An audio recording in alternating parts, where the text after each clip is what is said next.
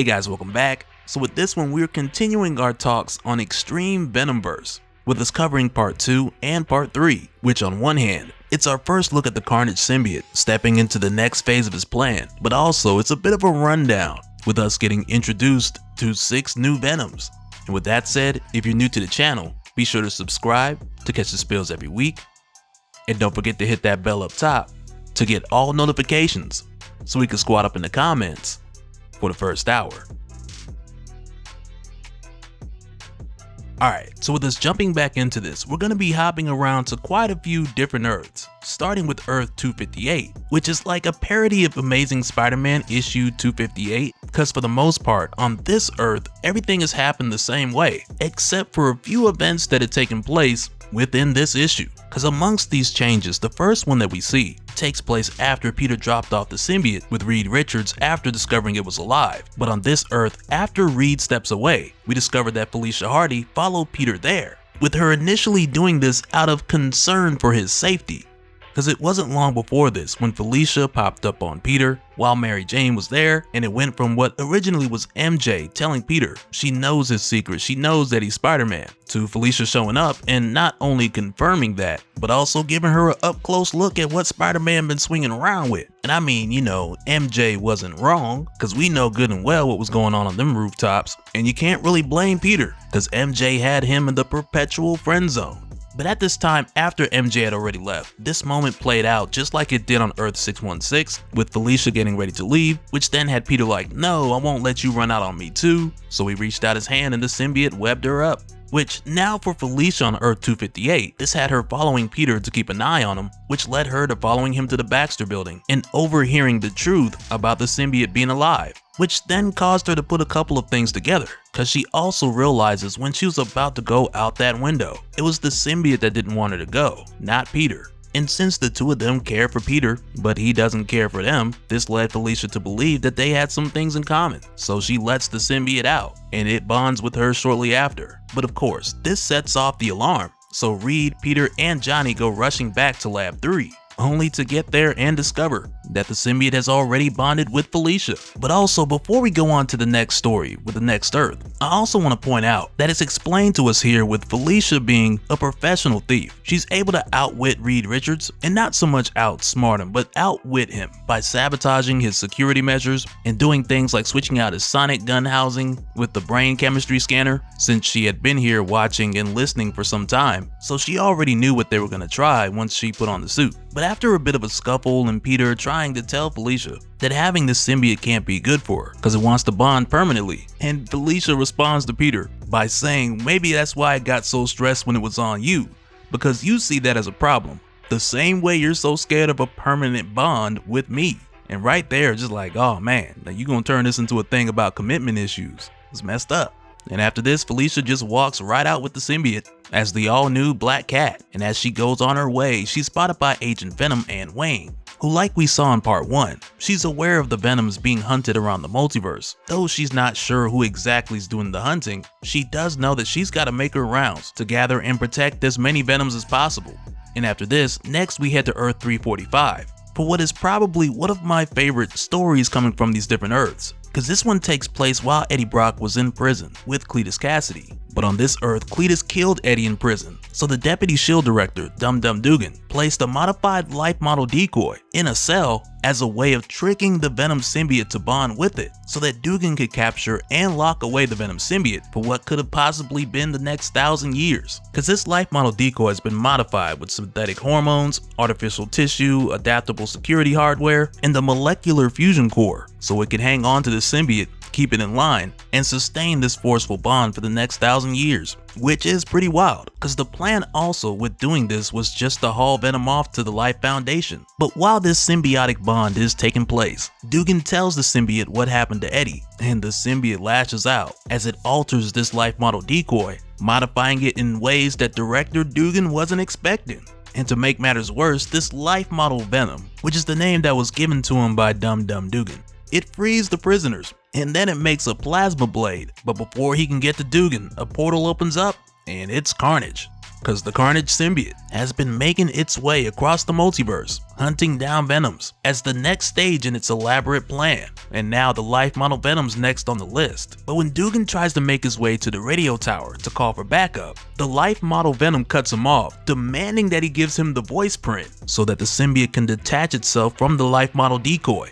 And without warning, Carnage stabs Dum Dum Dugan through the back, which not only kills him because on this Earth Dugan is a human rather than a life model decoy, but it also destroys this Venom's chances of being freed from its prison, because only this Dugan had the passcode to get this Venom out. So naturally this Venom goes off on Carnage, knocking him into the next room onto an MRI machine. But keep in mind also, on this Earth, this Venom has never met Carnage before, with part of that reason being Cletus Cassidy killed Eddie Brock in prison, which kind of fudged up the whole origin of Carnage thing from ever happening on this Earth. But while they're fighting, the Carnage symbiote puts the life model Venom into the MRI machine, which causes his machine components to go crazy, as Carnage just hops on top of him and gets to slashing. And just when it seems like Carnage is about to finish this life model Venom off, the LMV turns one of his arms into a cannon, and he blasts Carnage through the roof and out of the building, which gets rid of Carnage just long enough for Agent Venom Anne Wang to make her way there and get the LMV to safety. But when she arrives, she tells this Venom symbiote that she's gonna get it out of this prison, only for it to let her know that it is the prison, now that it's stuck on this life model decoy, with the Dum Dum Dugan of this world being a dead Dugan. And right after this, we take a peek at what's going on other worlds, like Earth 311, where here, this Venom, he's a court jester, and the last one alive on his world at that, because across the lands, there's been word of a Red Death that has crept into their kingdom, proving itself to be more fatal than any pestilence this world has seen. And of course, it's not long before we find out that this Red Death is Carnage.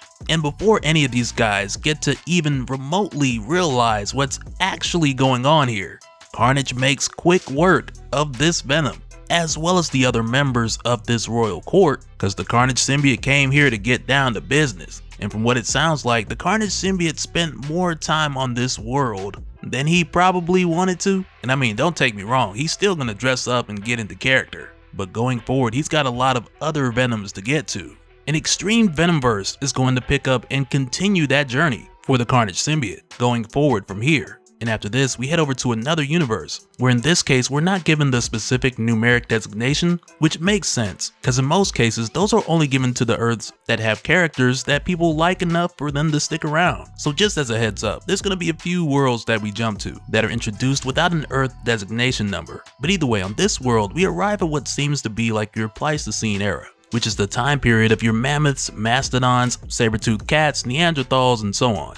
And it's here where we come across a girl by the name of Dill Ann, who was cast out by her tribe after her father Brock, who was known to be an unlucky man, had passed. And the main reason her people casted her aside was because her father often spoke of her being destined for greatness. But in their native language, the word that translates to greatness is the same word used for catastrophe. So frankly, her people wanted no parts of it. But after being cast out, Dill Ann was nearby when a meteor struck, which on one hand saved her life by killing the saber-toothed tiger, but on the other hand, out from this crater came a symbiote that bonded with her shortly after.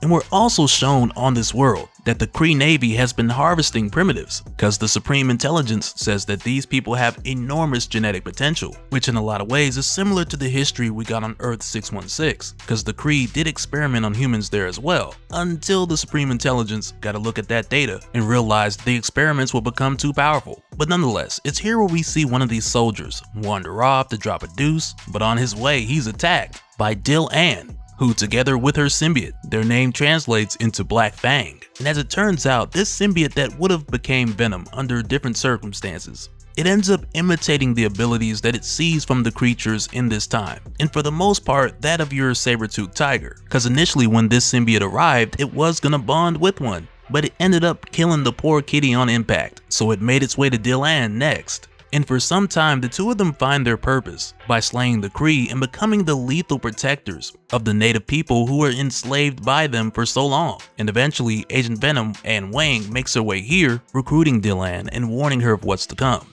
And after this, on the next Earth, we head into a very old Western setting where we're introduced to Edna Brock, who initially is introduced as Madame Brock, but she goes by a number of names. She's a card reader and a businesswoman who finds herself indebted to a young man by the name of Parker, who is also referred to as Webslinger. And what's interesting is that we're shown more or less through the Webslinger's eyes Edna's routine with her going from Madame Brock, the card reader slash businesswoman, over to Madame Venom, the enforcer, who's willing to go to the extreme using lethal methods, all of which the Webslinger doesn't agree with. But the long and short of this story is that the Webslinger was just passing through and he ended up saving one of Madame Venom's escorts from an unhappy customer who later came back, and that's when Madame Venom went loose with her and her girls, making sure that these men would never come back again. Literally. And after that, she repaid the Webslinger with some supplies and sent him on about his way. And not too long after, Agent Venom Anne Wang made her way here to recruit Madame Venom, but she already knew that Anne was coming because the cards told her so. And following this, in the next universe, we're introduced to Flash Thompson, Venom, Space Knight, which from what it seems, and we're not really shown a whole lot, but from what it seems in this universe, Flash Thompson just never stopped being Venom Space Knight, and I'm not mad at that one bit. And when we find him here, he's stopping a space pirate named Titus, who's losing the fight, so he sends the both of them out the airlock, which kind of feels like a reference to Venom Space Knight issue 1. And next, they get pulled into the gravity of a nearby planet, which sends Flash and his symbiote crashing down. And it's here where he's then approached by Agent Venom Anne Wang, who fills him in on what's going on and brings him aboard the team. But I also like when Anne finds him here, she tells him, "I like your style," which I guess is to be expected coming from Agent Venom. But I also gotta say, Venom Space Knight was one of the best looking versions of Venom, hands down. And really, if somebody were to make a list of the best looking versions of Venom, Flash Thompson would easily get 3 spots out of the top 5. Feel free to let me know what you guys think in the comments. And so now real quick, I want to give a special shout out to all the patrons. Thank you guys for all of your support. And for anyone who's new here who wants more information on how to support the channel, I got a link below where you can go to patreon.com/Dopespill. But that'll do it for this one, guys. Let me know your thoughts down in the comments below, and we'll do it again on the next one. Alright, later.